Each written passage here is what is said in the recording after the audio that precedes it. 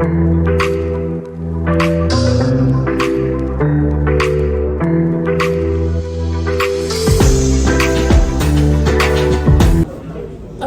so I want to talk about a claim that I had.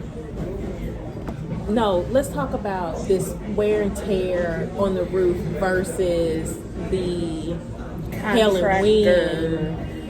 and wind damage. Okay, we had so many topics that we can talk about that and the contractor and all that. But let's start with the deductible, because I already did a video. If you guys are confused about what the deductible is, check out my previous video. I explained it, so check that out. So most policies have 2 deductibles or 3 deductibles: wind, hail, hurricane, and then all other perils. So when we look at a roof, what depending if you have a service line or a home system protection. Okay, that could true. Be a separate deductible as well. And those are endorsements. They'll be listed on those endorsements. So when someone files a claim for, let's say, a roof leak, okay, so we're going to go out there and we're going to look at the roof and we're going to look for wind and hail damage, okay? Not age, deterioration, wearing, tearing, trees rubbing. That part. So if there is a leak from the vent pipe, okay, it's wear and tear around the vent pipe. That's not wind or hail, that's wear and tear. Okay. So the question came up, what deductible do we use? So Causality. right. Y'all know what that word is? Look it up. So if there is no wind and hail, okay, the roof is leaking from wear and tear, we will use the all other perils deductible. What? They told me wind and hail because it's wind-driven rain. We'll get to that too. Because I just had one like this.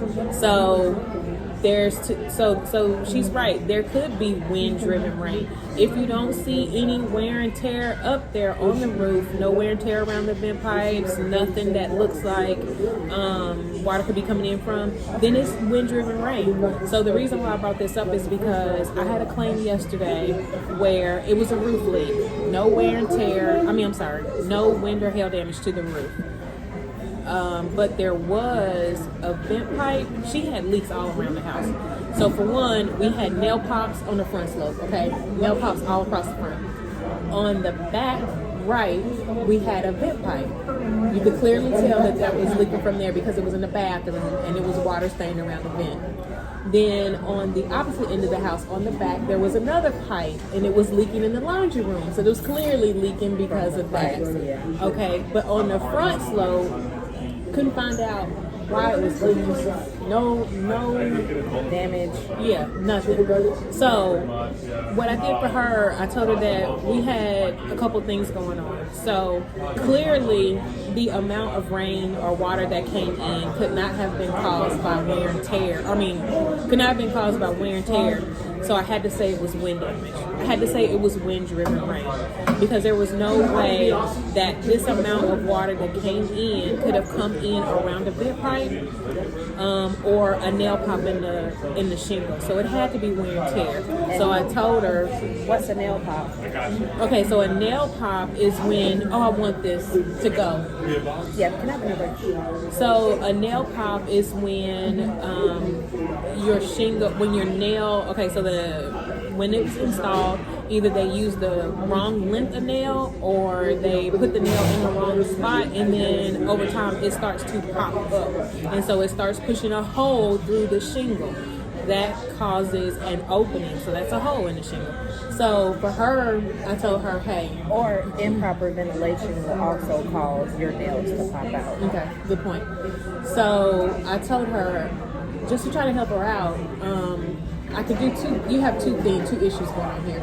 Clearly, the vent pipes are leaking clearly, and that's wear and tear. That's not due to wind or hail, it's due to wear and tear. But the front, I could say that it was wind-driven rain because there were no vent pipes or anything on the front. So she had a dilemma. Her wind and hail deductible is $9,000. Then her wear and tear deductible is all other peril deductible was $3,500. So what do? Either way she went, her damages were going to be below the Yeah, below the deductible. So she decided to withdraw the claim, and then see what her contractor says, because she actually had her contractor there. She had a roofer there. She had her water mitigation company there, her general contractor, and we were all in agreement. I said, I wish I could have done something better for her, but it was just a situation where the water was and how it came in and how much water came in, and there was no way for me to say all of the water was related to wear and tear. So wind-driven rain is a thing. It is a thing. Just because you have a loss from wind-driven rain doesn't necessarily mean that your roof needs to be replaced. A lot of the times the wind will blow the shingles up, and then after they dry, the next day and the sun comes, it reseals it and you don't have that issue anymore. So wind-driven rain doesn't mean that your roof needs to be replaced. And that's another thing. Here in Texas, the heat is so hot.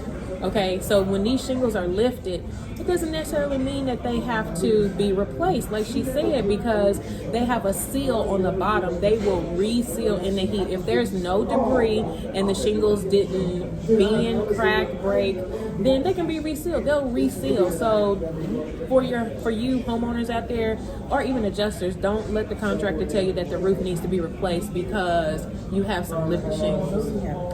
These contractors out here are ruthless. They be trying to get you. Thank you. It won't zoom when you. Oh, that way.